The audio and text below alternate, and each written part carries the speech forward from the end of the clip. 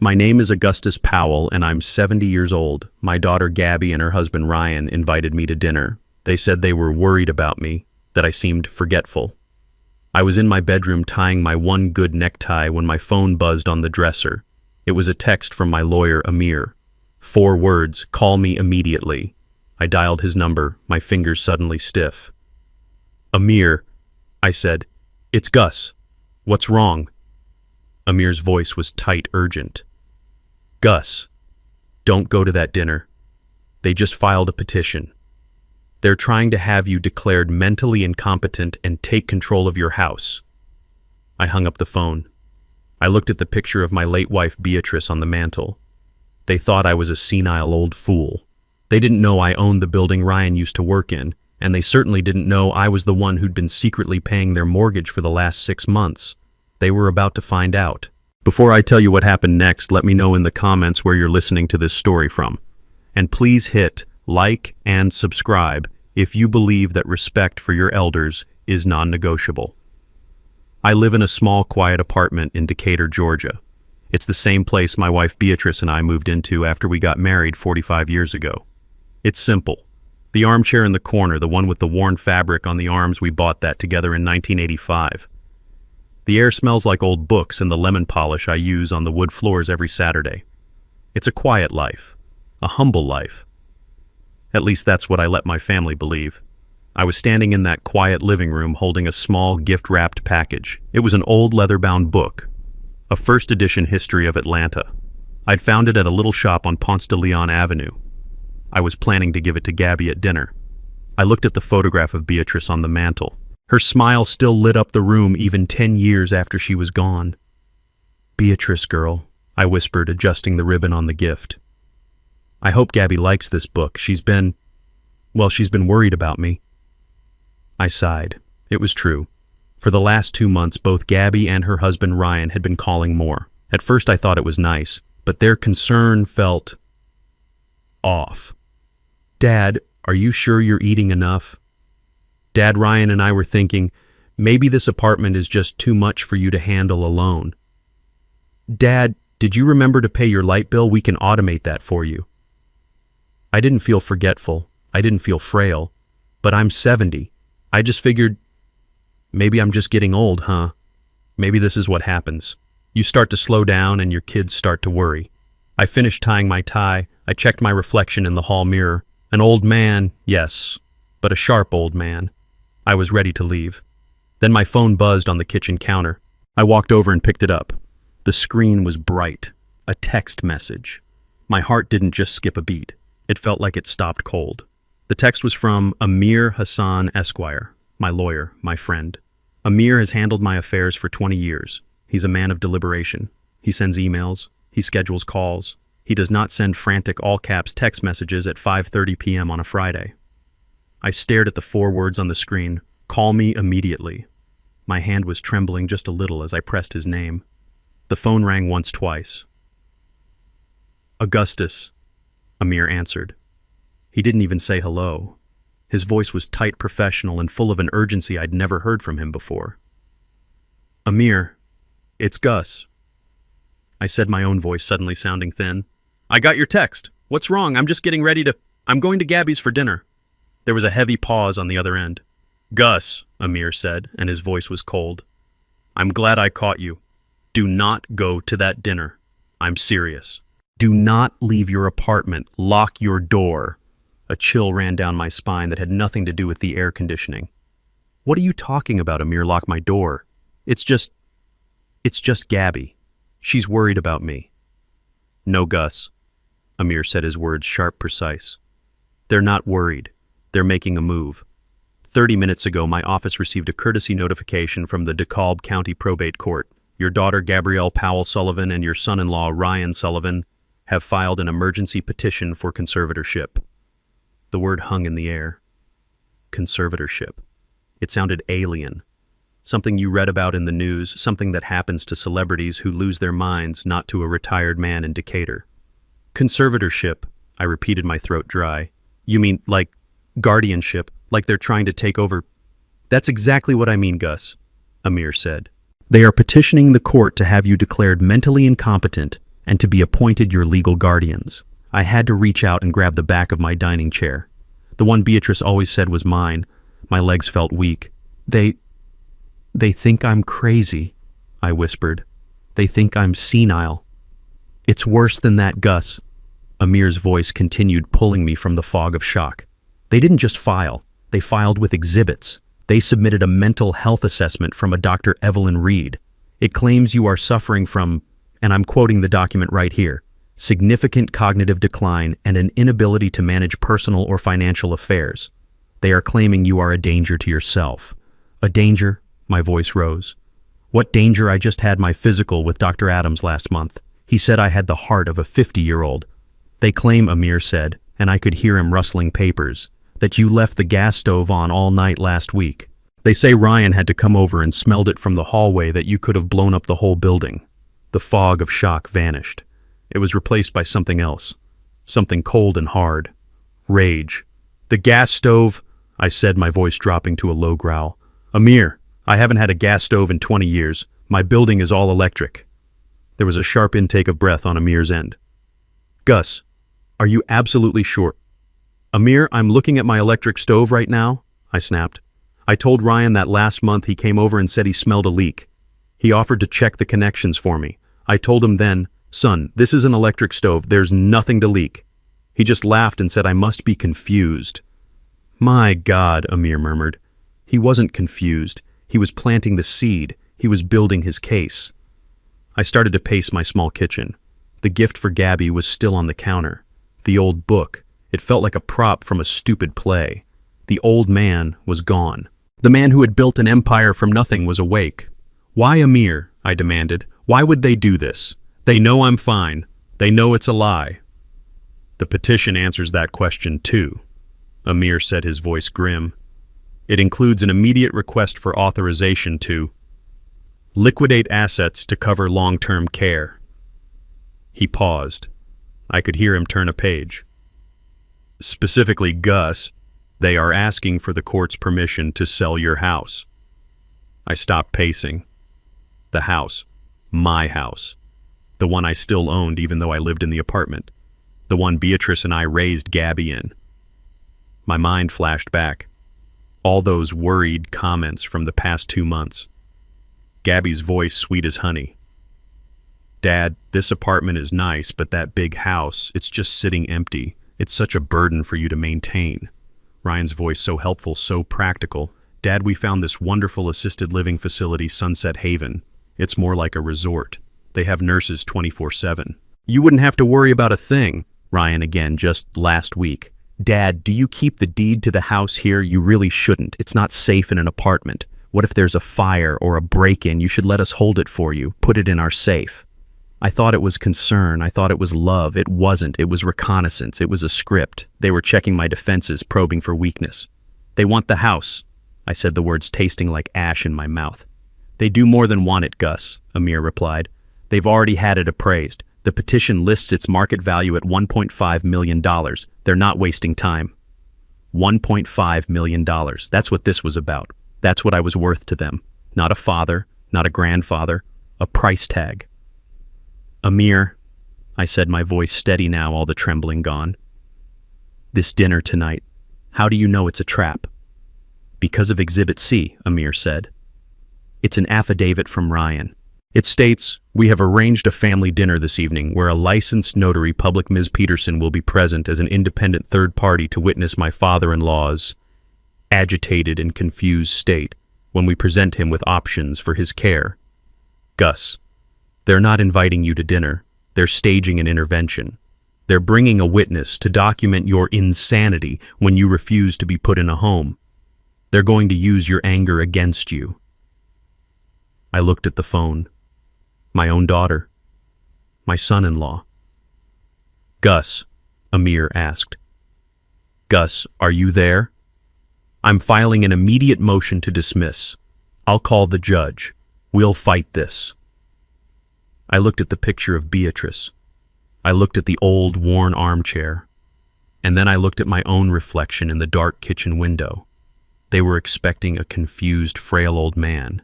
They were expecting a victim. No, I said. My voice was quiet, but it filled the room. No, Gus, what do you mean, no? I mean, no, we're not filing a motion to dismiss. Not yet, I said. We're not going to be on the defensive. We're going to attack. Gus, this isn't one of your old business deals. This is probate court. They've already filed.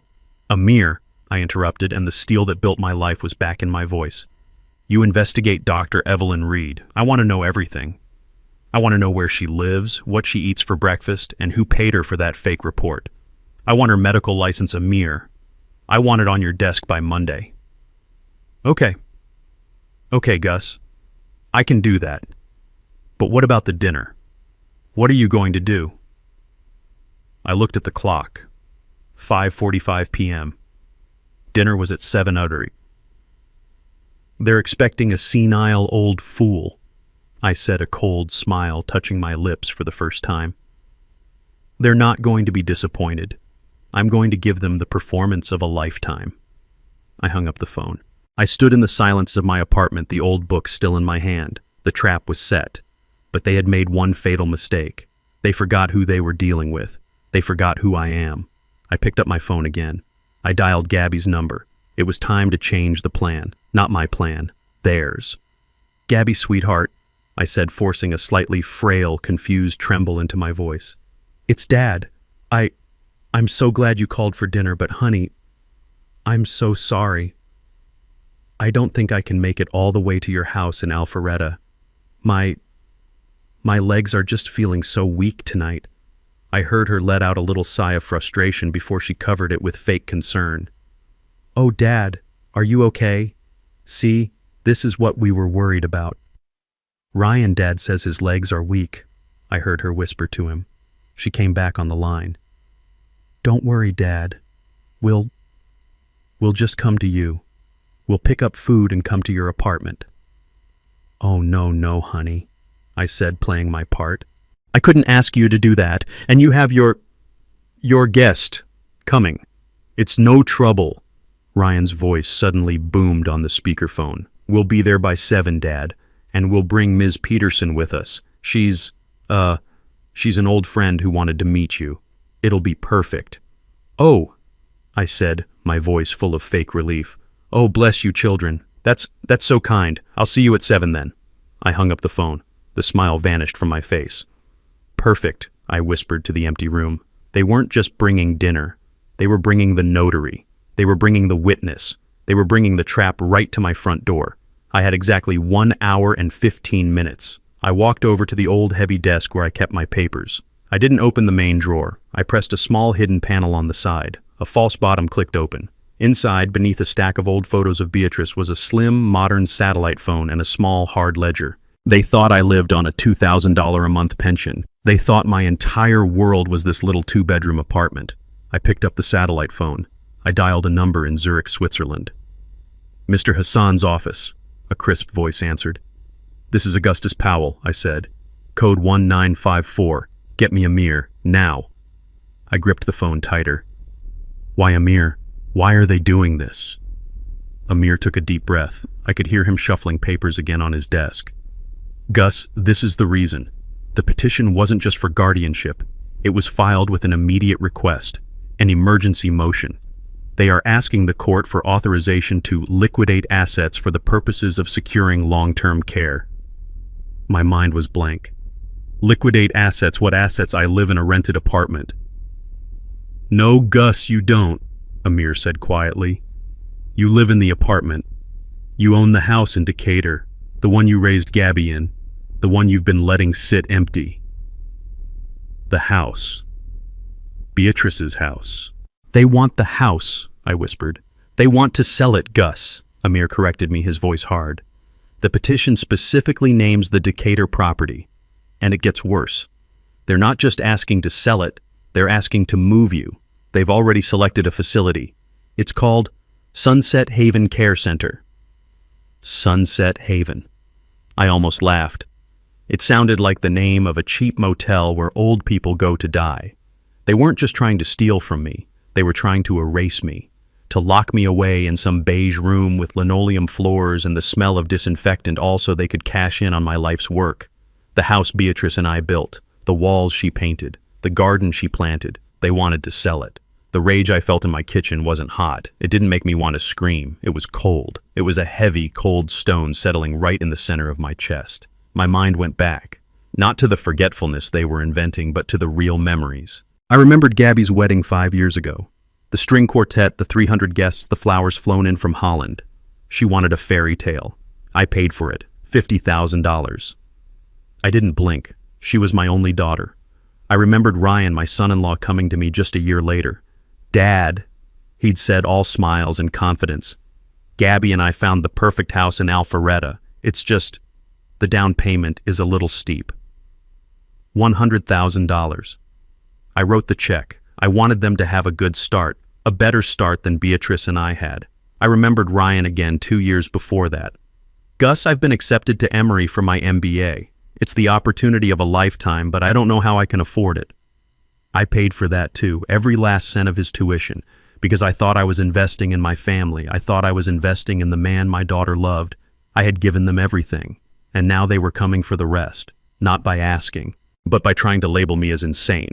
The $50,000 wedding, the $100,000 down payment, the $120,000 MBA, all of it. And this was how they repaid me. They weren't just ungrateful, they were predators. "I gave them everything," I whispered out loud to the empty room. "Gus," Amir said, pulling me back to the present. "We need to move fast. I'll file the motion to dismiss based on the fraudulent medical report. I'll call the judge's clerk. We will fight this." I stood up straighter. The old frail man they were trying to invent was gone. "No," I said. "Gus, what do you mean, no? We have to respond. I mean, we are not going to defend Amir." My voice was sharp now. "We are going to attack. You're a good lawyer, but you're a defensive player. I'm not. I didn't build my life by waiting for other people to hit me. What are you suggesting?" "I'm suggesting you do exactly what I pay you for. I want you to find out who this Dr. Evelyn Reed is. I don't just want her license number. I want to know where she got her degree. I want to know if she has gambling debts. I want to know who paid her for this evaluation. I want you to find everything. Do you understand me? I want her ruined." Amir was silent for a beat. When he spoke again, his voice had changed. He wasn't talking to a victim anymore. "Consider it done, Gus. I'll get my investigator on it immediately." "Good," I said. I looked at the clock. 5:50 p.m. "They are expecting a confused old man to show up at their door at 7, I said, thinking aloud. "They're expecting me to be angry, to yell, to cry. They're expecting me to prove their case for them. They're waiting with their witness, that notary, ready to take notes on how unstable I am." I smiled. It was a cold smile. "Well," I said, "I hate to disappoint them, but I won't be attending." "You're just going to stay home?" Amir asked. "Oh, I'm not staying home, Amir. I'm just changing the venue." I hung up with Amir. I took a deep breath, centered myself, and dialed Gabby's number. I let the phone ring 3 times, then a 4th, just to make them nervous. She picked up, her voice sickeningly sweet. "Dad, are you okay? We were getting worried." I let a small, frail cough escape my lips. "Gabby, sweetheart," I said, my voice trembling just enough. I'm so sorry. I don't think I can make it all the way out to your house." "Oh no," she said, the fake sympathy dripping through the phone. "What's wrong, Dad?" "Is it your legs again, Ryan?" "Dad says his legs are weak." I heard Ryan's muffled voice in the background. "It's working. He's deteriorating. Stick to the plan." Gabby came back. "Don't you worry, Dad. We'll just come to you. We'll pick up some dinner and be right over. And we'll bring our friend Ms. Peterson. She's so excited to meet you." No, child," I said, injecting a note of panic. "No, you can't come here. It's the house, the papers." "The papers? What papers? Dad?" Her voice sharpened. The predator smelled blood. It's about your mother's will," I whispered. I think I found something. A problem. Something about the house and some other things she left. I don't understand it." Silence. Complete silence on her end. I had them hooked. "Dad," she said, her voice low and intense. "What are you talking about? What did you find?" I can't explain over the phone," I stammered. I... I'm so confused. I'm scared. I called my lawyer, Mr. Hassan. He said he needs to see us. He said it's urgent. Your lawyer... Ryan's voice was suddenly on the phone, sharp as glass. Why did you call your lawyer? Because of the will, Ryan, I said, faking a sob. I don't know what it means. Amir said he needs to see both of you. He said it affects you directly. Please. Can you just meet me at his office? He's waiting for us right now. And please bring your friend, bring Ms. Peterson. Amir said we might need a witness. We might need a notary. I heard a muffled sound, Ryan hissing at Gabby. This is it. He found the old trust. He's going to try to change it. We have to go. We have to stop him. Gabby came back on. Okay, Dad. Okay, don't sign anything until we get there. We're on our way. Send us the address. Oh, thank you, baby, I cried. I'm so scared. I'll see you there. I hung up the phone. The shaking in my voice stopped. The fear in my eyes vanished. I stood up tall. Amir, I said to the empty room. I hope you have the good coffee ready, because the flies are heading right for the spider's web. Amir Hassan's office was not just an office. It was a statement. It took up the entire 40th floor of the Truist Plaza building. The windows were floor-to-ceiling glass showing the whole sweep of Atlanta below. The carpet was so thick my feet sank into it. The receptionist, a sharp woman in a tailored suit, had brought me a glass of sparkling water with a slice of lime. I sat on a black leather sofa that probably cost more than my car. I was calm. The fear I had felt in my apartment was gone. This was my world. This was where I operated. I understood contracts and leverage and consequences. I sipped my water and waited. I had been waiting for 20 minutes. I knew Amir was gathering the ammunition. The door to the conference room opened. Amir Hassan walked in. He wasn't the calm, measured lawyer I had known for 2 decades. His tie was slightly loose and his eyes were blazing. He was carrying an iPad and a thin manila folder. He didn't say hello. Gus, he said, his voice low and tight. I found her. He sat down across from me at the polished mahogany table. Dr. Evelyn Reed, I said, testing the name. Did you find out who she is? Amir let out a short, bitter laugh. Oh, I found out who she is. I love it when these amateurs try to play in the big leagues. They get sloppy. They think no one is watching. He slid the iPad across the table. Gus, Dr. Reed isn't just some random physician Ryan found in the phone book. She isn't a specialist they hired. He tapped the screen. A photograph popped up. It was a Facebook post. A group of people at a Thanksgiving dinner smiling, holding turkey and glasses of wine. Recognize this man? Amir asked, pointing to the right. It's Ryan, I said. And this woman, Amir said, tapping the woman standing next to him, her arm slung around his shoulder, is Dr. Evelyn Reed, or as her profile says, Evie Sullivan Reed. I stared at the screen. Sullivan like Ryan's family. Not just like, Amir said, leaning in. Gus, Evelyn Reed is Ryan Sullivan's first cousin, from his mother's side. The family from Mobile, Alabama. I sat back. The glass in my hand felt heavy. A cousin. He had his own cousin write a medical report declaring me insane. The audacity of it. The cold-blooded, calculated nature of the betrayal. It wasn't just a random act of greed. This was a conspiracy. This was planned. A family member, I murmured. He got a family member to lie for him. Oh, it's much, much worse than that, Gus, Amir said. He opened the manila folder. My investigator didn't just check Facebook. He ran her name through the national medical boards. The first hit was interesting. The second one is the nail in their coffin. He pulled out a printed document. Gus, this is a public censure from the Alabama Board of Medical Examiners dated 3 years ago. Evelyn Reed was sanctioned for gross negligence and insurance fraud. She was caught writing hundreds of fake prescriptions for opioids and billing the insurance companies for ghost patients. I couldn't speak. But here, Amir said, his voice dropping, is the kill shot. He pulled out a second document. Her medical license in Alabama wasn't just sanctioned, Gus. It was revoked. She was permanently disbarred. And as for the state of Georgia, she has never ever been licensed to practice medicine here. Not as a doctor, not as a nurse, not even as a pharmacist's assistant. He tapped the petition they had filed in court. This mental health assessment that your son-in-law submitted to the probate court, it's not just biased. It's not just unethical. It's 100% grade A federal level fraud. It's a worthless piece of paper written by a disgraced criminal who isn't even a doctor. They didn't just lie, Gus. They committed a felony. I leaned back in the chair, and I remembered. I remembered all the times Ryan had sat at my table eating my food. He'd always talked about his family in Alabama. "Oh, they're simple folks, Gus," he'd say. "Just blue-collar workers. I'm the first one who ever went to college." He hadn't just lied to me about his finances. He'd lied to me about everything. His simple family included a cousin who was a professional con artist. "They committed fraud," I said. My voice was calm. The rage was gone, replaced by a cold, clear focus. They hadn't just insulted me. They had handed me the gun, loaded it, and pointed it at their own heads. Just then, the intercom on Amir's desk buzzed softly. Amir pressed the button. "Yes, Cynthia?" His receptionist's voice was crisp and clear. "Mr. Hassan, a Mr. Ryan Sullivan, and a Ms. Gabrielle Powell Sullivan are here to see Mr. Powell.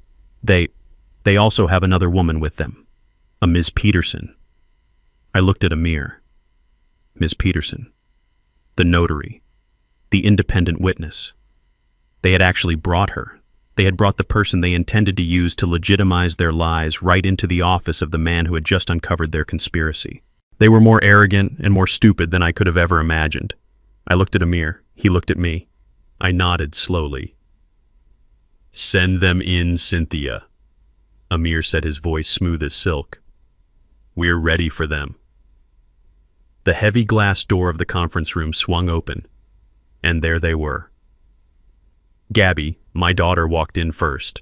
She was wearing an expensive-looking beige pantsuit, trying to look professional, but her eyes were darting all over the room. She wouldn't look at me. She just stared at the floor-to-ceiling windows as if she was fascinated by the Atlanta skyline. She was clutching her purse so tightly her knuckles were white. Behind her came Ryan, my son-in-law. He was wearing his best power suit, a dark charcoal gray that I probably paid for. He had his shoulders back and a look on his face that was a poor imitation of authority. He was trying to look annoyed, like we were wasting his valuable time. He was the one who spotted me, and for a split second I saw a flash of panic in his eyes before he covered it with a sneer. And finally, a third person, an older woman I didn't recognize, carrying a heavy leather satchel. She looked professional, tidy, and completely confused. This had to be Ms. Peterson, the notary, the independent witness they had brought to watch me self-destruct. They stood there, clustered by the door, clearly uncomfortable, in a room that screamed money and power. They were used to my little apartment in Decatur. This room, this 40th floor view, this mahogany table, this was not part of their plan. Ryan, of course, spoke first. He was always the one to fill a silence, usually with the sound of his own voice. "Dad," he said, and the word "dad" sounded like an insult. "What is this? You drag us all the way downtown on a Friday night. Gabby was worried sick. You said it was an emergency about Mom's will, Miss. Peterson here had to cancel another appointment to come with us. This is highly irregular." He was trying to take charge, to be the one asking the questions. I just smiled, a slow, calm smile. I didn't stand up. I just gestured with my hand to the long row of empty chairs across the table from me and Amir. "Please sit down," I said. My voice was even. "Thank you all for coming on such short notice, especially you, Ms. Peterson. I'm so glad you're here. We absolutely need a witness for this." Gabby flinched at my words. Ryan narrowed his eyes. They sat down stiffly on the edge of the expensive leather chairs. Ms. Peterson sat next to them, placing her heavy bag on the floor and her hands neatly on the table, still looking completely baffled. Ryan leaned forward. "Okay, we're here. What's this about the will?" I looked at Amir. I nodded. Amir, who had been sitting silently at the head of the table, leaned forward. He placed his hands on the thick, unmarked folder that had been sitting in front of him. "Thank you all for coming," Amir said. His voice was smooth, professional, and absolutely lethal. "Mr. Powell called this meeting because my office received some very interesting legal documents this afternoon, documents that involve all of you." Gabby stopped fidgeting with her purse. Ryan's fake annoyance turned into genuine, alert suspicion. "We didn't file any documents," Ryan said too quickly. "Oh, but you did," Amir replied. He opened his folder. He pulled out a stack of papers at least 50 pages thick and dropped it onto the center of the mahogany table. The sound it made in the silent room was like a gunshot. Thwump. Gabby jumped. Ms. Peterson's eyes widened. Amir placed his hand on top of the stack. "Mr. and Mrs. Sullivan," he said, his voice dropping an octave. "We are in receipt of your petition for emergency conservatorship filed this morning with the DeKalb County Probate Court Case number 25P0884. A petition to have my client, Mr. Augustus Powell, declared mentally incompetent and to have you appointed as his sole legal guardians." Utter, absolute, deafening silence. Gabby's face went white. Not just pale. I mean sheet white, like all the blood had drained out of her head. Her mouth opened slightly, and she made a small gasping sound like a fish pulled from water. Ryan was better. I'll give him that. He was a good liar. He didn't gasp. He didn't move. But his jaw clenched. I saw a small muscle twitch just below his ear. His eyes, which had been full of fake bluster, were now cold and hard. He was a rat trapped in a corner, and he knew it. But the best reaction came from Ms. Peterson. Her head snapped back and forth between the papers on the table to Ryan and Gabby, and then to me. "A petition for—" "What?" she asked, her voice sharp with alarm. "Mr. Sullivan, you told me I was coming to notarize a simple family trust amendment. You told me Mr. Powell was fully in agreement. You never said anything about an incompetence hearing." Ryan ignored her. He was staring at Amir. "This is a private family matter. You had no right to interfere." Amir actually smiled. "Mr. Sullivan, when you file a petition to strip a man of his civil liberties and seize his assets, and that man happens to be my client of 20 years, it stops being a private family matter. It becomes my business. And right now, business is booming." The room was so quiet I could hear the air conditioning humming. Gabby looked like she was going to be sick. Her face was ashen and her eyes were wide with terror. She looked from Amir to the papers, to me, and back to the papers. She opened her mouth, but nothing came out. She was trapped. But Ryan was different. I watched him. He was a cornered animal, yes, but a dangerous one. He took 1, 2, 3 deep breaths. He was visibly calming himself down, pushing the panic away, searching for his next lie. He actually straightened his expensive tie. He looked at me, and his face was a mask of pure, rehearsed sincerity. He even managed to make his voice sound soft, full of pain. "Dad," he said, shaking his head slowly. "Dad, we didn't want you to find out this way." I just stared at him. This was going to be good. We were so worried about you," he continued, his voice catching. You've been forgetting things, Dad. Little things at first, but they're getting bigger." He looked at Gabby, a silent command. She jumped in her voice, a high-pitched, trembling mess. "It's true, Dad," she said, tears welling up in her eyes. Oh, the tears. They were always part of the performance. "Last week, you forgot I even called. We talked for 20 minutes, and then 2 hours later you called me asking why I hadn't checked in. It was a lie, a complete, total fabrication. And the stove, Dad," Ryan said, his voice full of sorrow. "The gas stove. My God, we were terrified. You could have hurt yourself. You could have hurt the whole building." "My stove is electric," I said, my voice quiet. "See?" Ryan pounced, his eyes lighting up.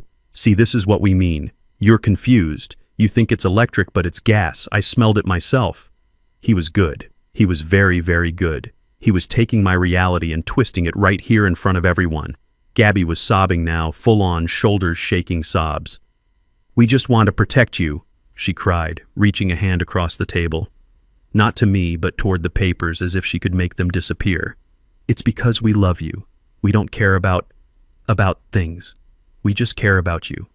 We just want you to be safe." Her voice echoed in the silent, expensive room. "We just want you to be safe."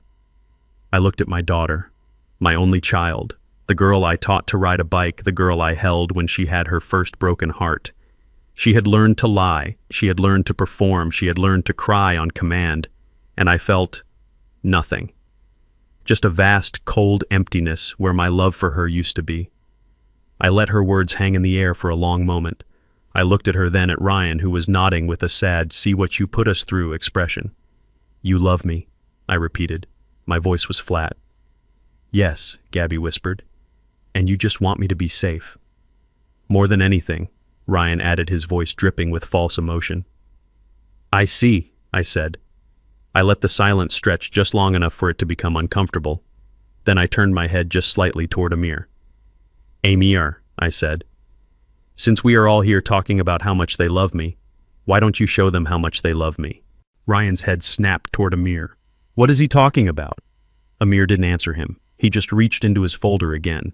He pulled out a second document. This one was thinner, only 3 or 4 pages stapled at the corner. He didn't drop this one. He slid it slowly across the polished mahogany. The paper whispered as it moved over the wood, a sound louder than a scream. It stopped right in front of Ryan. Ryan looked down at it. Gabby leaned over to see what it was. I watched her face as she read the header. I watched her eyes scan the first paragraph. I watched the color drain from her face all over again. Ryan, she whispered, her voice no longer crying but sharp with a new, different kind of fear. Ryan, what is this? What is RE Max Platinum Services? Ryan didn't answer. He was staring at the paper as if it was a snake. Mr. Sullivan, Amir said, his voice polite. Perhaps you can explain it to your wife, or if you'd prefer, I can. Ryan was silent. Very well, Amir said. He leaned forward. That Mrs. Sullivan is a copy of an exclusive listing agreement. It's a contract. He pointed a finger at the paper. It's a contract signed by both you and your husband to hire a real estate agent to sell a property, specifically this property. He tapped the address. 124 Sycamore Drive, Decatur, Georgia. He paused, letting the information land. Mr. Powell's house, Amir clarified in case there was any confusion. My client's home. You listed it for sale for $1.5 million. Gabby looked at Ryan. You listed the house without telling me. Ryan finally found his voice, but it was a strangled whisper. It was just preliminary, just to see what we could get. It's not active. Oh, but it is, Amir said, pulling another piece of paper from his folder. This is the live MLS listing. It went active this morning, complete with professional photographs, 24 of them. The photographer must have been there last week. I particularly like the drone shot of the backyard. Gabby's head whipped around to Ryan. You had a photographer at Dad's house. When did you do this? Ryan was starting to sweat. He was breathing hard. He looked at me, then at Amir. This is illegal. You have no right to my private documents. Your private documents, Amir asked, raising an eyebrow. Mr. Sullivan, this became a public document the moment you filed it with the MLS. But that's not even the most interesting part. He looked at Gabby, then at me, then at Ms. Peterson, the notary who looked like she wanted to crawl under the table. Amir pointed to the bottom of the listing agreement. The most interesting part is the date. He leaned in, his voice dropping to a whisper, but it carried across the entire room. You signed this agreement on, let me see. Yes, last Tuesday. October 31st, Halloween. He looked up at them, his eyes like ice. That Mr. Sullivan was 3 full days before you filed the petition to have Mr. Powell declared incompetent. You were already planning to sell his house, before you even had the legal authority to do so, before you even asked for it. He sat back. So please, tell me again, Mrs. Sullivan. Tell me how this is all about love. Tell me how you're just worried about his safety. Ms. Peterson, the notary, suddenly stood up. Her chair scraped loudly against the polished floor, the sound sharp in the tense room. Wait just a minute, she said, her voice shaking with professional indignation. I must object to this. What is going on here? A conservatorship petition. An MLS listing. She turned her sharp, angry eyes on Ryan, who visibly flinched. Mr. Sullivan, you telephoned me this morning. You told me, and I quote, that I was needed to witness and notarize a simple family document. You said your father-in-law was in full agreement and merely wanted to tidy up his affairs with his family present. She looked at me, then at Amir, her face flushed with embarrassment and anger. I am an independent notary public for the state of Georgia. I was not informed of any incompetence hearing. I was not informed of any disputed property sale. My presence here, sir, is under what appears to be deeply false pretenses. She snapped her heavy leather satchel shut. I will not be a party to this. This is highly irregular. I have a professional reputation to protect. I am leaving this office immediately. She started to turn. Please, Ms. Peterson. I said, my voice quiet but firm. Don't go. Not just yet. She stopped, one hand on her bag. You are absolutely correct, I continued. You were brought here under false pretenses. But not by me, and certainly not by Mr. Hassan. You were brought here by them. I motioned with my head toward my daughter and son-in-law. You are their independent witness. You were brought here to watch me get angry, to watch me get confused so you could sign an affidavit detailing my instability. You are a key part of their plan, ma'am. You just didn't know it. Ms. Peterson's face went from angry to pale. She slowly, very slowly sat back down. She didn't say a word, she just watched. I looked at Amir. He nodded. Amir gave Ms. Peterson a small, reassuring smile. We know you are not a party to this, Ms. Peterson, and we apologize for their deception. But you are, as Mr. Powell said, a witness, and as a notary, I believe you of all people will appreciate the sheer creativity of their next exhibit. His eyes swiveled from her and locked onto Ryan. Ryan looked like he wanted to be anywhere else on earth. He was trying to stare at the water glass in front of him, but his eyes kept darting to the door, to Gabby, to me. Mr. Sullivan, Amir said, his voice dangerously polite. Let's move past the house, shall we? Let's talk about the reason you and your wife felt you could sell the house. Let's talk about my client's failing health. Amir picked up a single 3-page document from the stack. He held it up between his thumb and forefinger as if it were a dirty rag. This is my favorite part, he said. The mental health assessment of Mr. Augustus Powell, signed by a Dr. Evelyn Reed, a woman you described in your petition, Mr. Sullivan, as a leading geriatric specialist and a respected expert in cognitive decline. Ryan sat up a little straighter. This was obviously the part he had rehearsed. Dr. Reed is a highly respected expert, Ryan said, his voice tight. Her medical opinion is valid. We sought her out. We got a second opinion because we were so worried about Dad's behavior. I almost laughed. A second opinion. I hadn't even had a first opinion. A highly respected expert, Amir repeated, savoring the words. He smiled a thin, cold smile that didn't come anywhere near his eyes. That's fascinating, because I ran her name. My investigator, he's very thorough, and he found this. Amir slid a printed document across the table. It wasn't for Ryan, it was for Gabby. That Mrs. Sullivan, Amir said, is a public censure from the Alabama Board of Medical Examiners, dated 3 years ago. It seems your respected expert, Dr. Reed, was caught in let me get the official wording right, a conspiracy to commit insurance fraud. She was writing fake prescriptions for opioids for patients who didn't exist and then billing the insurance companies. Gabby's hand flew to her mouth. She looked at Ryan. Ryan, what is he talking about? You said she was brilliant. That was a paperwork misunderstanding. Ryan snapped, his voice getting higher. A clerical error. She was cleared. It was a long time ago. Cleared? Amir asked, his voice full of mock surprise. Is that what you call having your medical license permanently revoked in the state of Alabama? Because that's what this next document says. He slid another paper toward Gabby. She isn't a respected expert, Mr. Sullivan. She isn't even a doctor. She hasn't been for 3 years. She's a con artist. She still consults. Ryan was desperate now, grasping at straws. Her expertise is valid. She practices in Georgia now. In Georgia, Amir said, as if this was brand new information.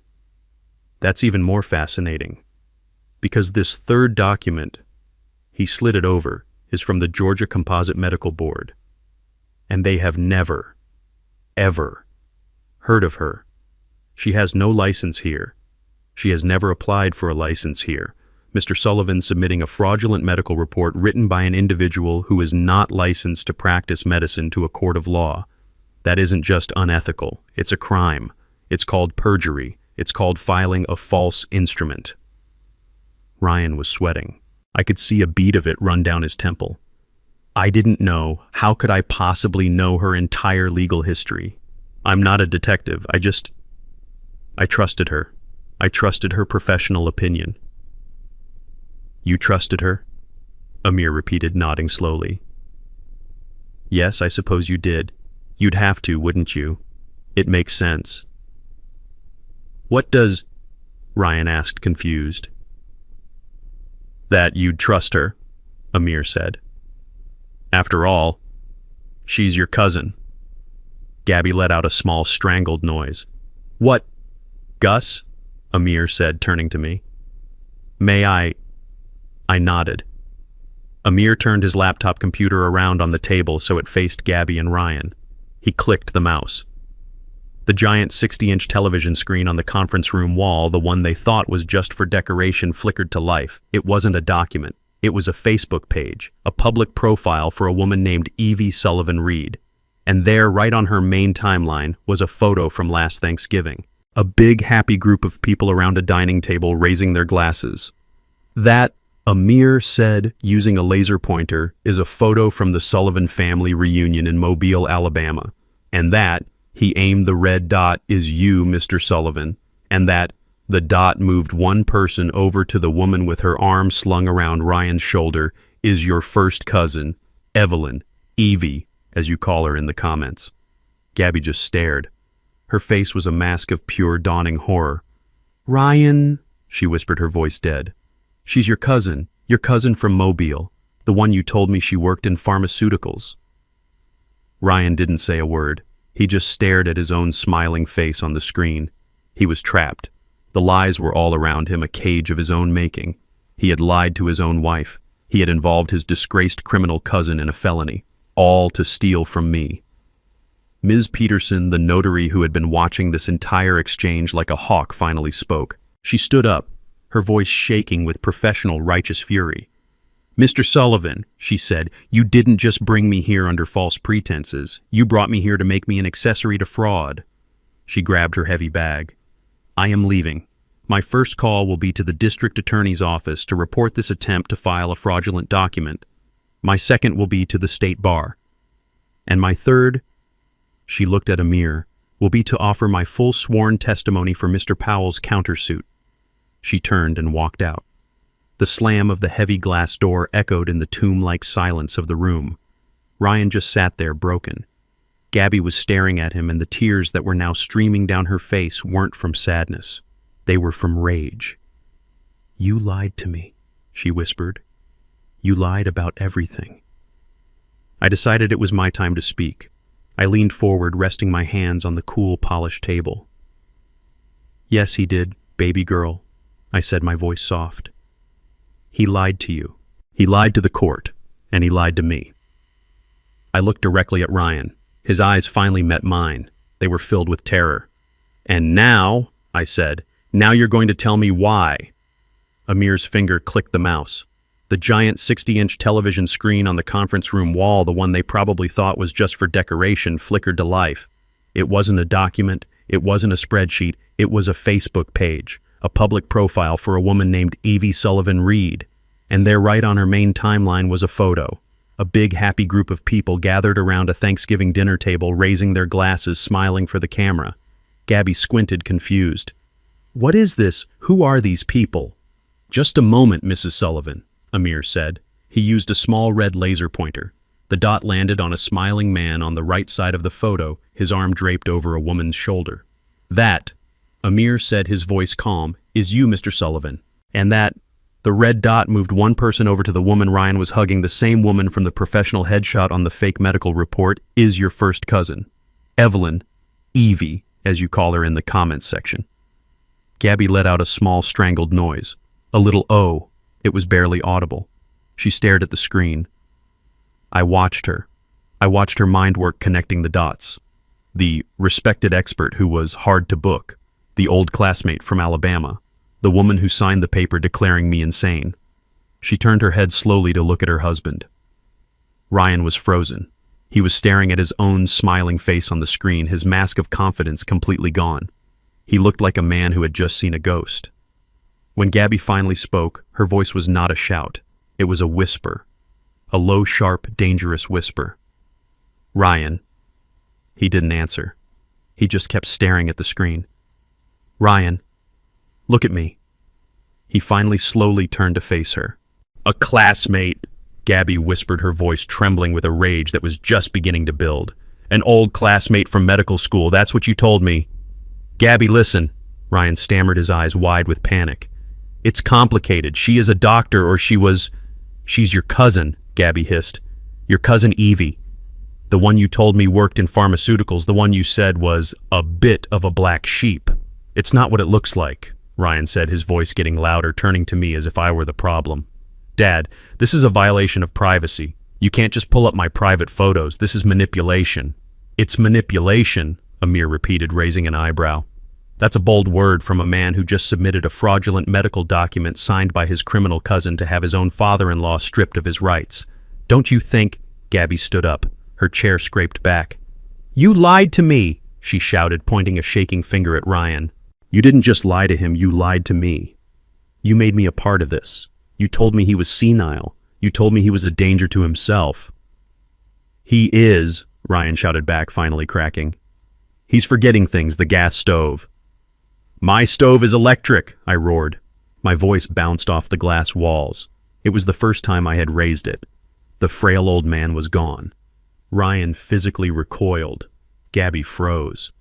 I told you that, I said, my voice dropping back to that cold, dangerous level. I told you that last month when you came over smelling gas. I told you it was electric, and you laughed. You patted my arm. You said, "See, Dad, you're confused." Gabby looked at Ryan, her face a mask of pure dawning horror. Oh my God, she whispered. The listing, the house. You told me he agreed to sell the house. You told me he was just feeling emotional about it, but you'd already listed it. You lied about that too. Gabby, shut up. Ryan hissed, his eyes darting to Amir, then to me. You're not helping. This is a family matter. This is just a formality. He turned to me. His hands spread wide, a desperate, pathetic attempt at a smile on his face. Dad, come on. This is just paperwork. You don't understand the legal process. We had to file it just to get you the help you need. I'd had enough. I slowly pushed my chair back. The sound was quiet, deliberate. I stood up. I was 70 years old, but I am not a small man. I stood up to my full height, the one that had run a boardroom for 30 years. I looked down at my son-in-law, the man I had fed, the man I had educated, the man I had housed, the man who had just tried to end my life as I knew it. My voice was not loud, it was not angry. It was the quiet, final voice of a judge passing sentence. I understand perfectly, Ryan. He flinched. I understand, I said, that you two, and I looked at Gabby, who was now sobbing silently, came here tonight with a plan. You came here with a notary to a meeting I arranged, a meeting you thought was about my wife's will. You came here, I continued, to get me to sign papers, and if I refused, your independent witness would testify that I was agitated and uncooperative, proving your case. I understand, I said, taking a step closer, that you hired your disgraced criminal cousin to write a fake medical report. A report based on lies, the gas stove, the forgetfulness, all of it, a performance. I understand, I said, my voice dropping even lower, that you already listed my home for sale, a home I paid for, a home my wife died in.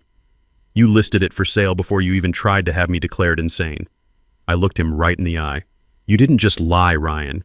You committed a crime, several of them, conspiracy to commit fraud, filing a false instrument with the court, identity fraud, defamation, and that's just what my lawyer found in 1 hour. Ryan was pale, shaking his bravado completely gone.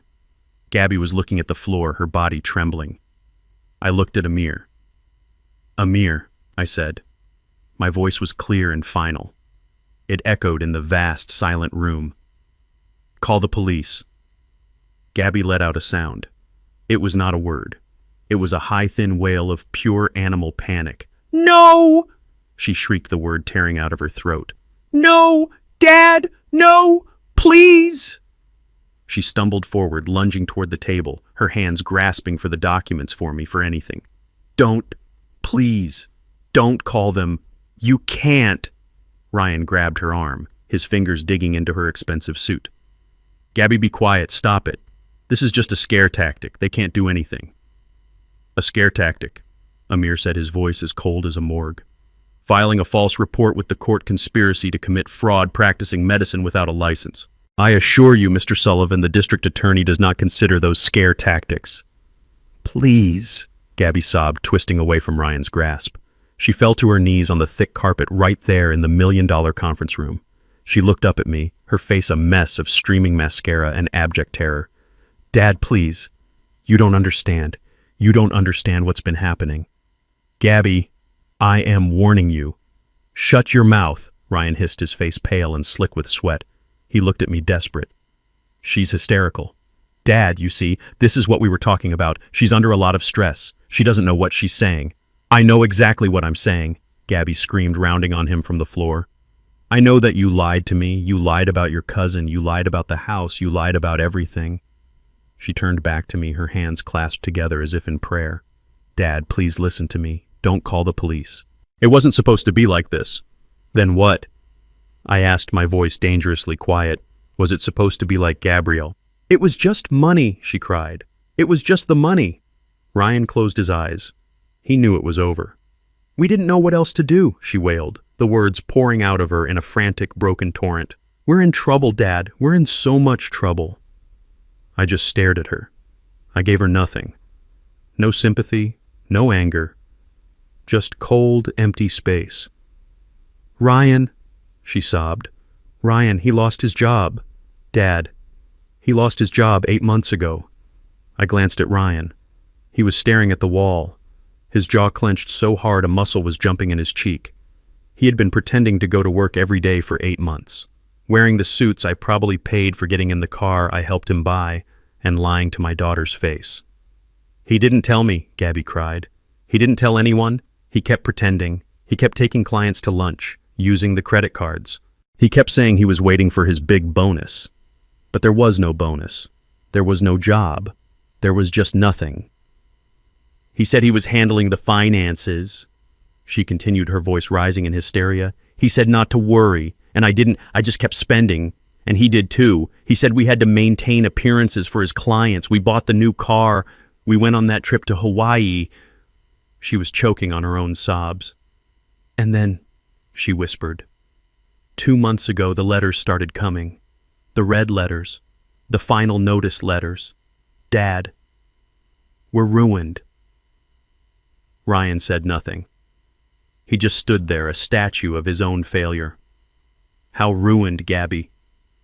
Amir asked, his voice calm, like a doctor asking a patient to describe the pain. $150,000, she whispered. That's just the credit cards. American Express. Visa. All of them. Maxed out. Over the limit. She took a ragged breath. And the house. The house in Alpharetta. The one you helped us buy. She looked at me, her eyes begging for something I no longer had to give. The bank, Dad. The bank is foreclosing. We haven't made a mortgage payment in 6 months. They're taking the house. The auction is in 2 weeks. So, there it was. Not just greed, not just ambition, pure, unadulterated, screaming desperation. They weren't just trying to get rich, they were trying to plug a hole in a sinking ship. A ship they had scuttled themselves. Ryan had lost his job. They were living a lie. They were broke, about to be homeless and drowning in a debt of their own making. And their grand solution, their brilliant MBA-level plan. It wasn't to come to me, the man who had funded their entire lives. It wasn't to ask for help. It wasn't to confess. It was to declare me insane, lock me in a home, and steal my house to pay for their mistakes. We didn't have a choice, Gabby sobbed, crawling forward on her knees, grabbing the leg of my pants. We didn't have any other choice. Ryan said, he said you'd never help. He said you'd just judge us. He said you'd call him a failure. He said this was the only way to use your assets to protect them for our future. He said it wasn't nice stealing if we were your guardians. He said it was just managing. I looked down at my daughter, my only child, clinging to my leg. Her expensive pantsuit ruined her face, a mask of desperation. She had just confessed to conspiracy, to fraud, to everything. And in her own broken, twisted mind, she was still trying to justify it. We didn't have a choice, she whispered one last time, as if that pathetic little sentence could undo everything, as if that made it all okay. I looked down at my daughter, my only child, kneeling on the floor of my lawyer's office, clinging to my pants. I didn't feel anger, I didn't feel sadness. I felt nothing, just a cold, vast emptiness. You didn't have a choice, I repeated, my voice flat. Gabby looked up, her face, desperate, searching for any sign of the father she knew. No, we were desperate. You were desperate, I said, nodding slowly. So you needed money. You were about to lose your house, the house I gave you the down payment for. You were $150,000 in debt, because you were living a life you couldn't afford. A life you were never willing to work for. I looked over at Ryan, who was still staring at the wall, his face pale and slick. So you had a problem, I continued, my voice as cold and hard as the glass window behind me. A financial problem. And instead of coming to me, the man who paid for your $50,000 wedding, the man who paid for your $120,000 master's degree, the man who has done nothing but give and give and give to you both since the day you met. I paused, letting the weight of it fill the room. Instead of coming to me as a son comes to a father, you decided to have me declared insane. You decided to forge medical documents. You decided to conspire with a disgraced criminal. You decided to lock me away in a nursing home to die so you could steal my house. I bent down just slightly, forcing Gabby to look me in the eye. You didn't do this because you had no choice, Gabrielle. You did this because you are weak. You did this because you are cowards. And you did this because you thought I was a simple, forgetful old man who wouldn't fight back. I straightened up. I looked at Ryan. You, Ryan, I said. You're the one with the MBA I paid for. You're the finance guy. You stood in my small apartment, the one I've lived in for 40 years, and you judged me. You looked at my old furniture, you looked at my simple clothes, and you wrote me off. You thought I was just a poor old man living on a pension. Wasn't that the plan? A confused old fool with a house he didn't deserve? Ryan stammered, his lips pulling back in a grimace. No, Dad, Amir, I said, cutting him off. I turned to my lawyer, who was watching the entire scene with a look of cold satisfaction. I think it's time we corrected that misunderstanding. I think it's time you showed my family who I really am. Show them. Gabby stopped crying. She looked up confused. Ryan frowned. Show us what are you talking about? Amir didn't speak. He simply picked up his laptop from the table, turned it around, and slid it in front of them. The screen was lit. It showed a web page, a very professional-looking corporate website. What is this? Gabby whispered, wiping her nose. Powell and Mason Holdings. What is that, Mr. and Mrs. Sullivan? Amir said, his voice smooth and professional. You are correct. Mr. Powell isn't just a simple old man living on a pension. He tapped a key and the screen changed to an About Us page. My picture was there next to another man's. You are looking at Augustus Gus Powell, Amir continued, the sole proprietor, silent founding partner, and majority shareholder of Powell and Mason Holdings, a commercial real estate firm based right here in Atlanta. Gabby and Ryan just stared blank-faced. The name meant nothing to them. Amir smiled. No, I suppose you wouldn't have heard of it. Mr. Powell values his privacy. But perhaps you've heard of its assets. He clicked the mouse. A new slide appeared. A portfolio. The Piedmont Tower downtown, Amir asked politely. The Buckhead Plaza complex. The twin office parks on Peachtree Dunwoody Road. The land under the shops at Alpharetta. Gabby's hand went to her mouth again. Ryan's eyes widened. He knew those names. Powell and Mason Holdings, Amir said, currently owns or manages 14 Class A office buildings in the metro Atlanta area. Mr. Powell's estimated personal net worth based on current valuations is approximately $28 million. Ryan made a short, sharp gasp. Gabby just stared. Her brain had clearly stopped working. I decided to speak. My voice was quiet again. The building you used to work in, Ryan, I said. The one in Midtown. The one you got fired from 8 months ago, I own it. I've owned it for 15 years. I get a report every month. That's how I knew you'd been fired, son. I was just waiting for you to tell me, waiting for you to be a man. Ryan's face was chalk white. The country club you joined, I continued. The one you couldn't afford, the one you're 6 months behind on dues for. I own the land it's built on. They pay me a lease every quarter. I was going to cover your dues, a little gift, but I suppose that's off the table now. I looked at Gabby. My pension isn't $2,000 a month, baby girl. My monthly dividend income from my investments is closer to $200,000. And then I delivered the final fatal blow. You said you're losing your house, the one in Alpharetta, that the bank is foreclosing and the auction is in 2 weeks. Ryan nodded, dumbstruck. No, it's not, I said. It's not. Because I've been anonymously paying your overdue mortgage payments for the last 6 months. I've been paying them through a trust. I was trying to protect you. I was trying to give you time to come to me, to get your act together, to be an adult. I leaned forward, my voice dropping to a whisper. But you were too busy. You were too busy conspiring with your criminal cousin. You were too busy trying to declare me insane. You were too busy trying to steal from the one man in the world who was secretly, desperately trying to save you from yourselves. Ryan and Gabby were completely paralyzed. They just sat there frozen in the expensive leather chairs. The air in the conference room was so thick and heavy it felt like you could drown in it. I watched them. They weren't just scared. They were broken. I could see the exact moment the full scope of their stupidity hit them. Ryan, the man with the master's degree, the finance guy, was staring at the laptop screen which still showed my portfolio. His face was a mask of sick, dawning horror. He hadn't just picked a fight with his father-in-law. He had tried to con a shark. He had brought a plastic knife to a gunfight. He had tried to steal $1 million from a man who was secretly giving him thousands, and in doing so had exposed his own incompetence, his own lies, his own pathetic failure to the one person he was most desperate to fool. And Gabby, my daughter. She was no longer looking at Ryan with anger. She was looking at him with a kind of dead-eyed pity. She had hitched her wagon to this man, this impressive, confident man in his expensive suits, and she had just learned that he was a broke, unemployed fraud who had not only failed, but had dragged her into committing a felony against a father who turned out to be one of the wealthiest men in the state. They weren't just criminals, they were fools. And that humiliation I could see was worse than the fear. I let the silence stretch. I let them sit in it. I let them suffocate in the consequences of their own choices.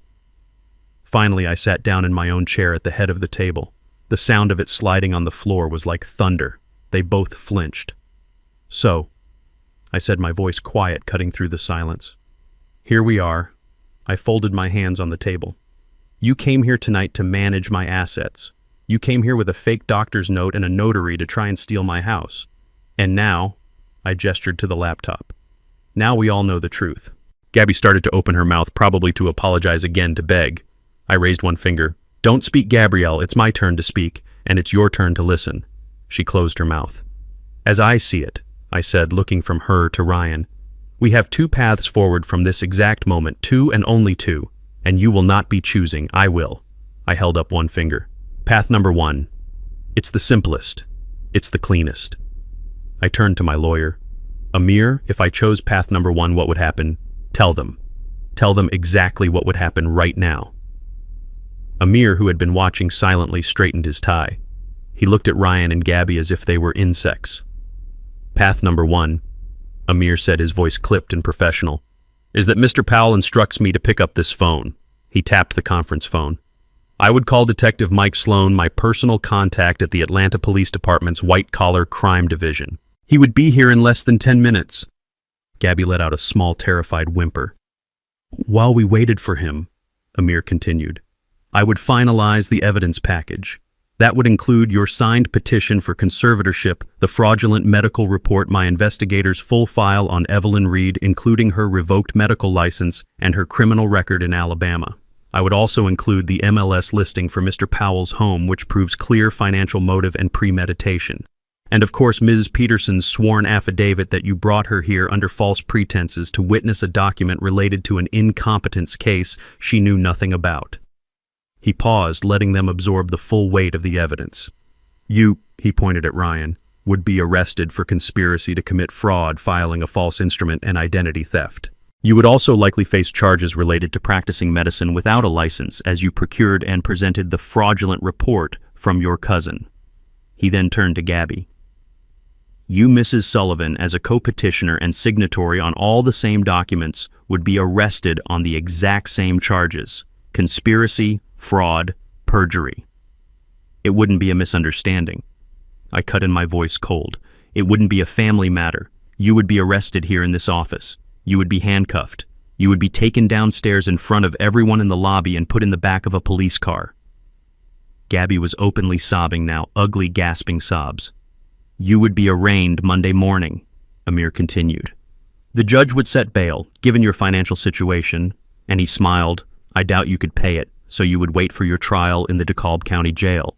And at trial with this evidence, you would be convicted, on all counts. And make no mistake, I said, you would be convicted. I would spend whatever it takes. I would hire the best prosecutors in this state to make an example of you. You would not get probation. You would not get house arrest. You would go to prison, a real prison. I let that sink in. You, Ryan, I said, with your MBA would be a convicted felon. You would never work in finance or business or anything ever again. You, Gabby, would be a convicted felon. You would lose any chance of a career. You would lose your friends. You would lose your life. I looked at them both. You would lose everything. That is path number one. It is clean, it is simple, and it is final. I looked at Gabby crumpled on the floor. I looked at Ryan sweating through his expensive suit. The smell of their panic was thick in the air. That, I said, my voice quiet, is path number one. It is clean, it is final, and it is by God what both of you deserve. Gabby let out a low, broken moan. No. No, Dad, please. Not prison. Please, you can't. You can't. I'll do anything. We'll do anything. Please. Ryan's head snapped up. His eyes, which had been dead, now had a wild, desperate flicker. A drowning man seeing a piece of driftwood. Anything, Dad. Anything. You said there were two paths. What's path number two? We'll take it. We'll take path number two. I almost smiled. Of course he would. I sat down, lacing my fingers together on the polished table. Ah, yes, I said. Path number two. You should listen very carefully to this one. Because it's not forgiveness. Forgiveness.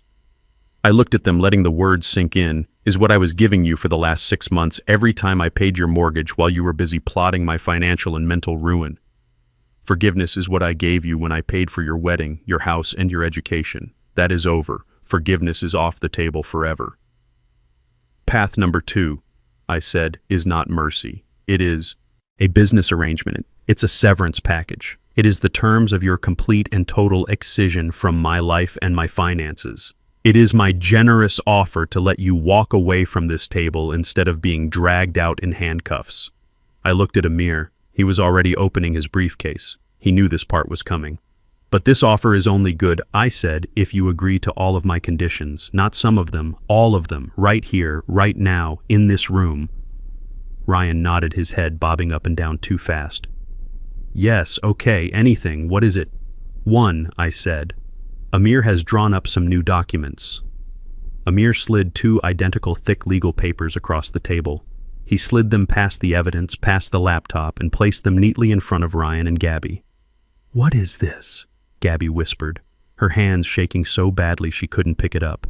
That, Amir said, is an irrevocable renunciation of executorship, inheritance, and all power of attorney. You will sign it. Right now. Ryan's eyes scanned the first page. This says we give up all rights to your estate. We give up everything. That's right, son, I said. You will legally, finally, and forever renounce any claim to my estate. You will renounce any future inheritance no matter what. You will renounce any right to act as my power of attorney. And I leaned forward.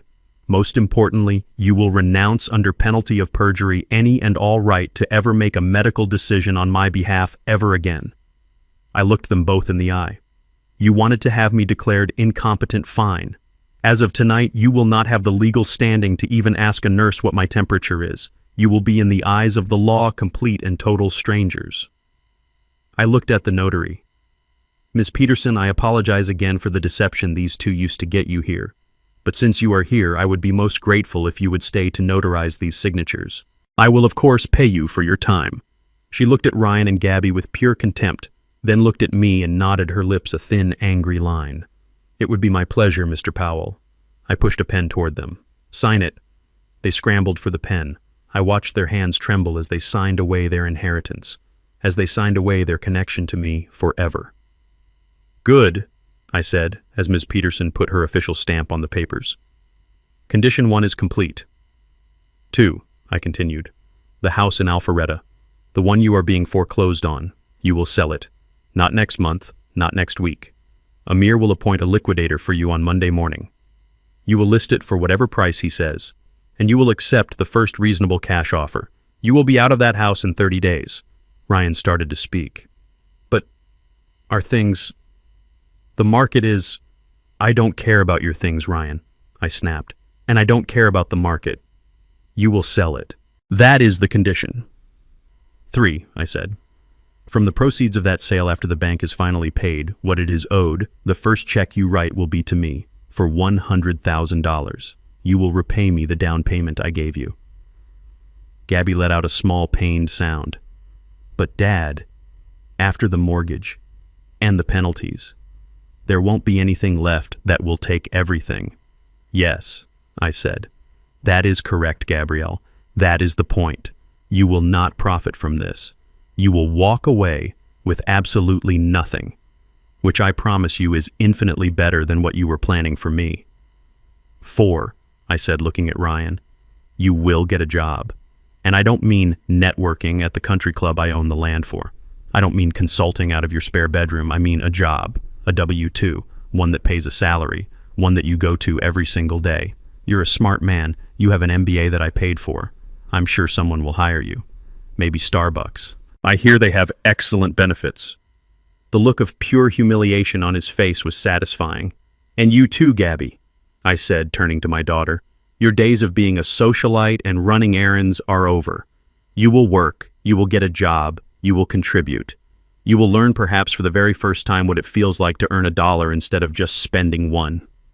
They just nodded, completely beaten. And 5, I said. This was the last part, and it was just for her. I looked at my daughter.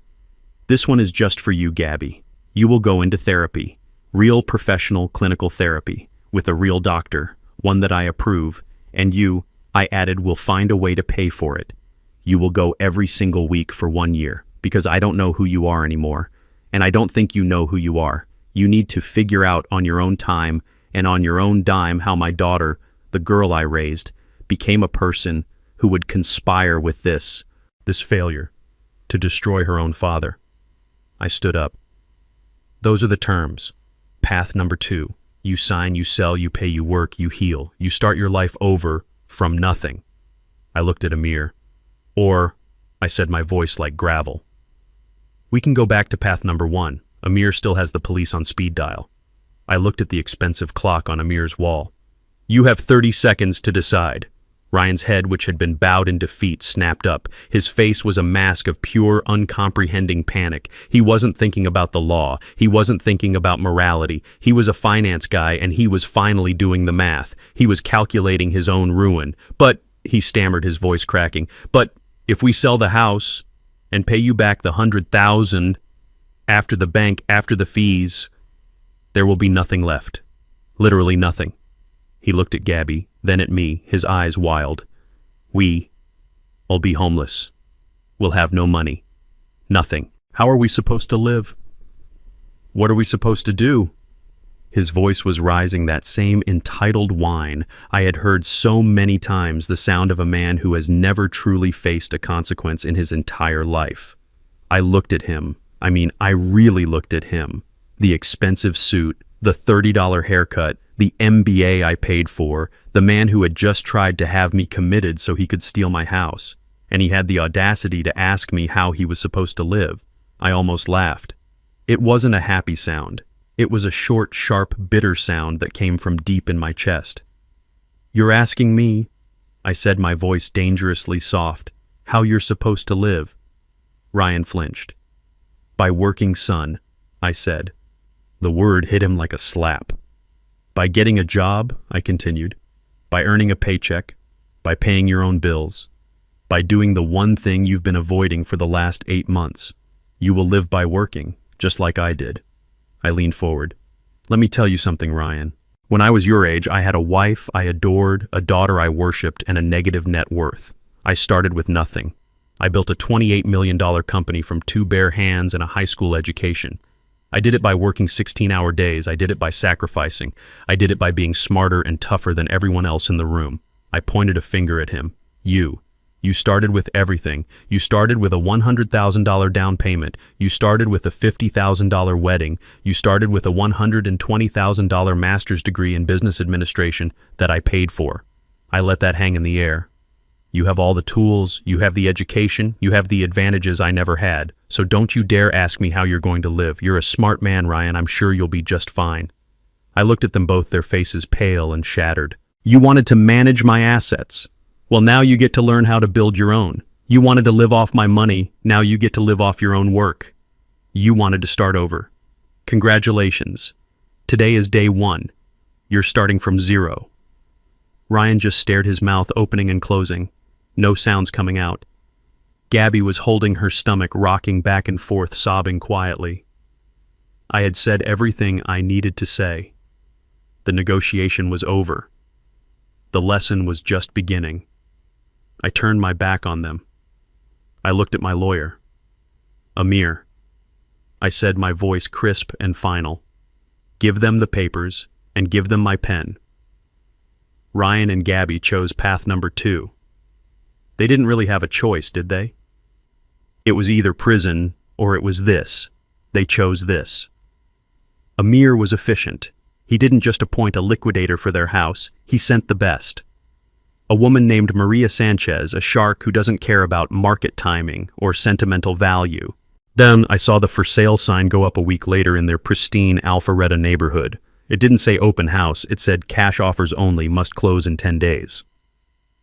I drove by the following Saturday. I parked my old car across the street just watching. There wasn't a big professional moving van. There was a small rented U-Haul truck parked crookedly in the driveway, the logo peeling off the side. I watched Ryan, my son-in-law, with the MBA hauling a leather sofa out the front door.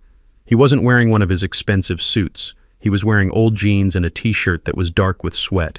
He stumbled on the stairs. He looked small. He looked weak. And he looked angry. I watched Gabby, my daughter, carrying a cardboard box labeled kitchen. She wasn't crying. Her face was just blank, empty. The vibrant, arrogant, beautifully dressed woman I saw in Amir's conference room was gone. This was just a shell. She didn't look up. She just moved from the house to the truck, one box at a time. The house sold in 3 days. It sold for $300,000, less than the price they had been hoping for. They didn't get to negotiate. A cash offer is a cash offer. Amir handled the closing. The bank got its money first, of course. All the penalties, all the late fees. Then I got mine. A cashier's check for $100,000 was delivered to my apartment by a courier, the exact amount of the down payment I gave them. I looked at it for a long time. It didn't bring me any pleasure. It was just accounting, justice.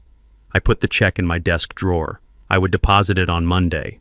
Amir told me that after the bank, the lawyers, and my check, they walked away with exactly $24,000 from a $1.5 million house. That's what was left of their kingdom. I know where they moved. A 2-bedroom apartment complex off I-20, out past Lithonia. The kind of place with peeling beige paint and old cars up on blocks in the parking lot. The kind of place they would have laughed at just 1 month ago. Ryan's BMW was repossessed. I know because I saw him. 2 weeks later, I was getting my tires rotated and I saw him. He was putting one of those magnetic Uber stickers on the side of Gabby's old Honda Civic. The car he used to say was embarrassing. The MBA I paid for, driving for Uber. And Gabby, my daughter. She got a job. I know because I saw her too. I was in a small cafe in Decatur meeting Amir to sign the final papers for the new charitable trust. And I saw her. She was behind the counter. She was wearing a green apron and a little plastic name tag. Her hair was pulled back in a net. She was wiping down the espresso machine. She looked tired, but she also looked focused. She didn't look up. She didn't see me. I finished my coffee, paid my bill, and left. This was their new reality. No more country clubs. No more imported flowers. No more pretending. Just work. The one thing they had tried so hard to avoid. The one thing I had built my entire life on. But the fallout, you see, it wasn't just financial. I had made a promise to Amir. I told him to handle Dr. Evelyn Reed. And Amir is a thorough man. He didn't just call the police. That would have been too simple. He's a lawyer. He understands that real power moves in silence through paperwork. On Monday morning, he filed a formal 100-page complaint with the Georgia Composite Medical Board. He detailed everything: the fraudulent report, the perjury, the lack of a Georgia license. But he didn't stop there. He sent a copy of that entire complaint along with all his evidence to the Alabama Board of Medical Examiners, the ones who had already revoked her license. He informed them very politely that their disgraced doctor was now committing felonies in another state. And then, just to be sure, he sent a third copy to the district attorney's office in Mobile, Alabama, and the DA's office right here in Atlanta. He attached the evidence of her previous conviction for insurance fraud. He attached the petition Ryan and Gabby had filed. He built a case so perfect, so airtight that they couldn't ignore it. It didn't take long. 2 weeks later, Evelyn Reed was arrested. Not quietly. She was arrested at the little wellness clinic she was running out of a strip mall. In front of her patients, she was charged with practicing medicine without a license conspiracy to commit fraud and perjury. They set her bail at $500,000. She couldn't pay it. And here is where the final piece of the trap snapped shut. The Atlanta DA's office, now building their case, looked at the evidence. They saw that Ryan Sullivan was the one who procured the report. He was the one who filed it. He was the co-conspirator. But Evelyn, his cousin, was claiming he was the mastermind. She claimed he coerced her, that he blackmailed her into writing the report, threatening to expose her past if she didn't. So Ryan had a choice. He could go to trial as a co-defendant with his cousin and risk being convicted as the ringleader, or he could accept the DA's offer. He chose the offer. I read the transcript from the hearing. Ryan Sullivan had to stand up in a court of law under oath and testify against his own cousin. He had to tell the entire world on the public record how he had conspired with her to have his senile father-in-law committed.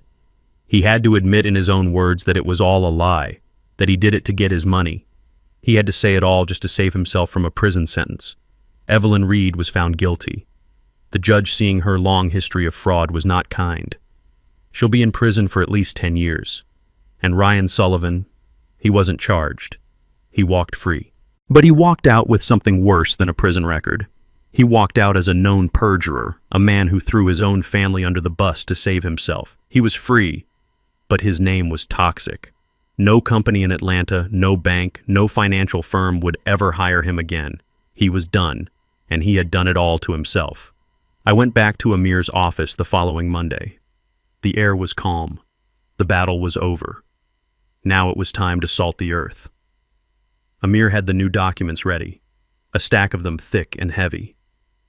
My new last will and testament, a new revocable living trust, a durable power of attorney, a healthcare directive.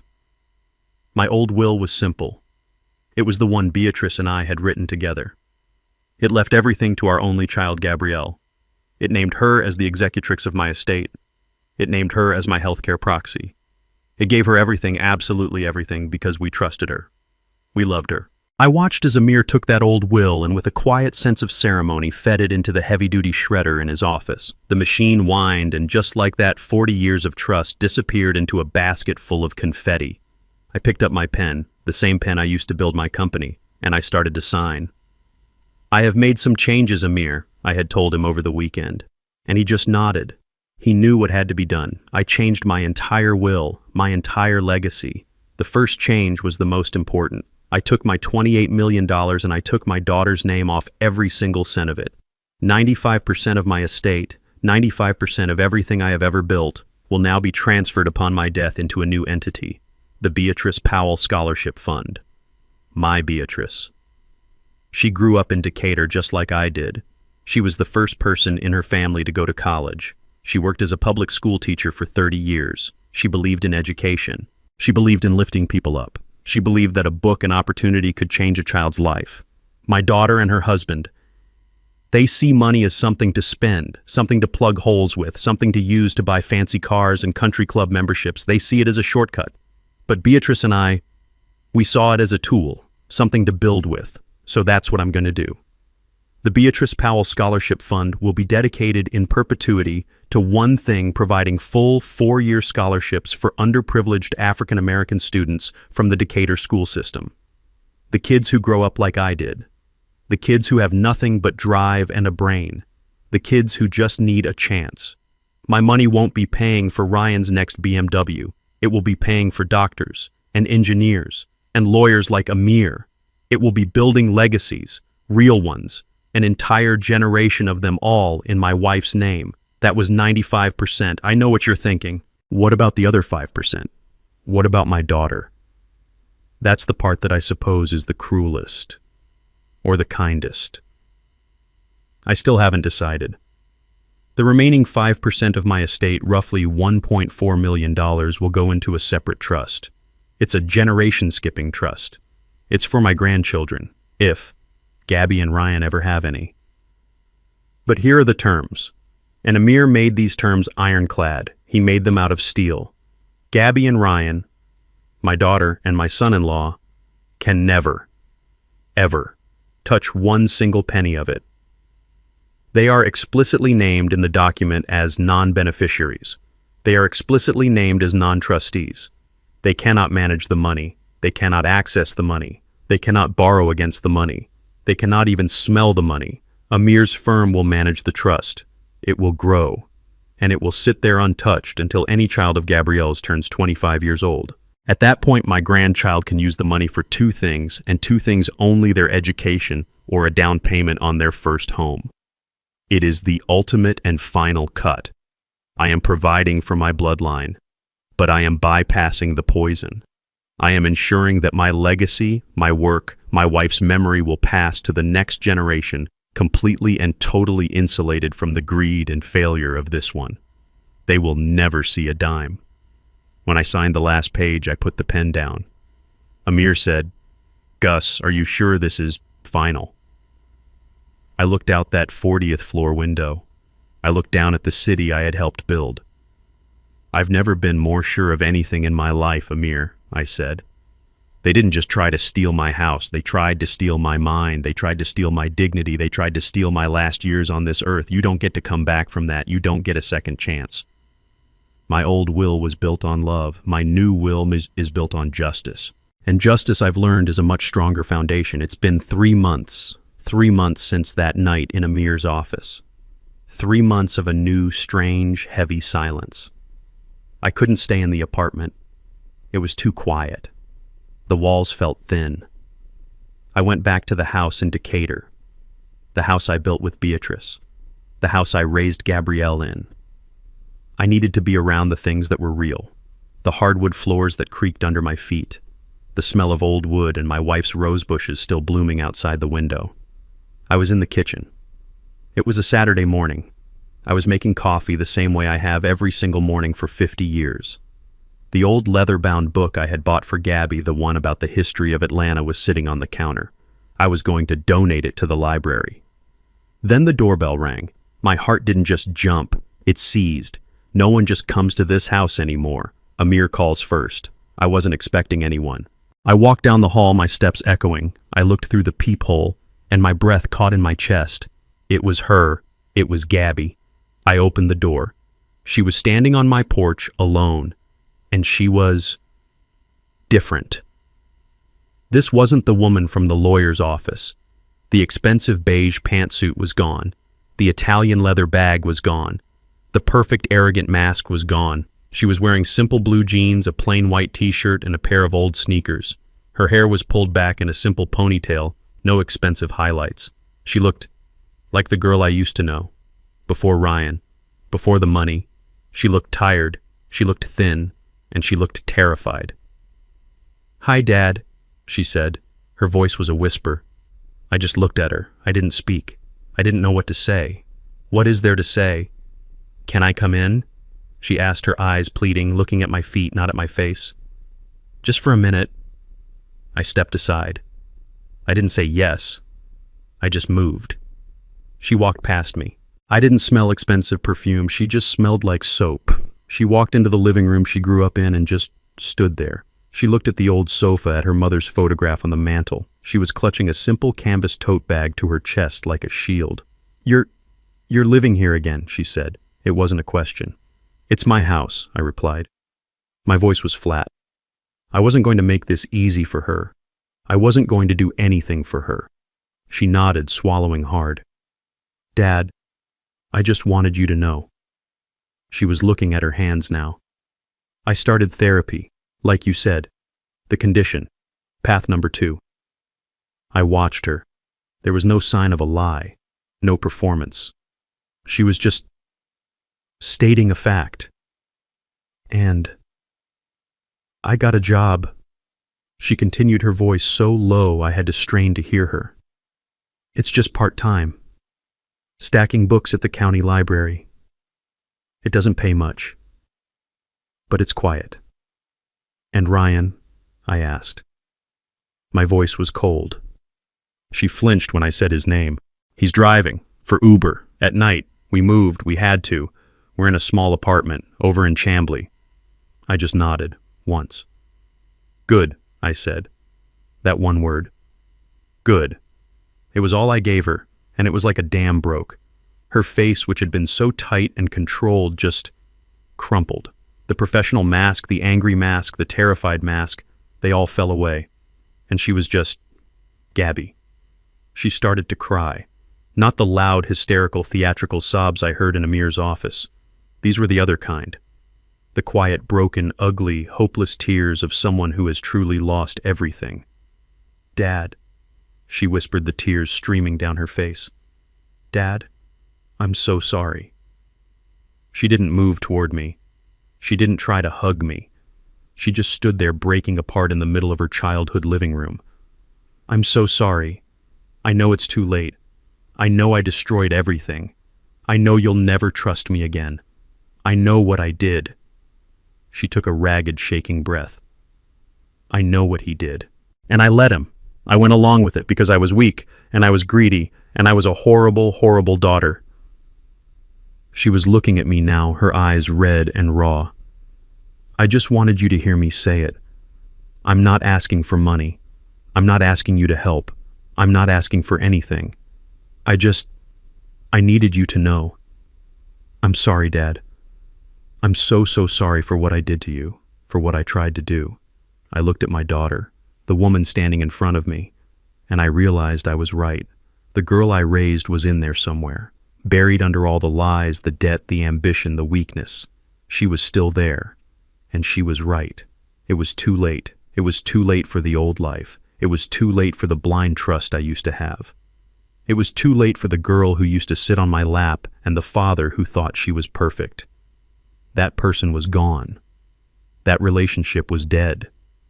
The shredder in Amir's office had taken care of that. I didn't hug her. I didn't say, it's okay. I didn't say, I forgive you. Because I didn't. Not yet. Maybe not ever. I just looked at her standing there shaking, waiting for me to throw her out. I turned. I walked past her to the kitchen. I picked up the old coffee pot. Sit down, Gabby, I said. She looked up, her eyes wide and confused. What? I said, sit down. I gestured to the old kitchen table, the one where she used to do her homework. This is going to take a long time. I took down a second coffee mug from the hook, the one that used to be Beatrice's. Let's talk, I said, my voice rough. We have a lot of things to talk about from the beginning. The final lesson I learned is this. True wealth isn't what you have in the bank. It's the character you've built. Money, I've found, doesn't change people. It just reveals who they truly were all along. My family saw my humility as weakness and my simplicity as poverty. They thought my love was a blank check they could cash. But love without respect is just a transaction. I learned that you must never be afraid to set a boundary, even if it means tearing your whole world down. Sometimes the only way to save yourself is to finally show the people who underestimated you exactly who you are. What would you have done in my position? Let me know your thoughts in the comments below. And please don't forget to like this video and subscribe to the channel for more stories just like this one.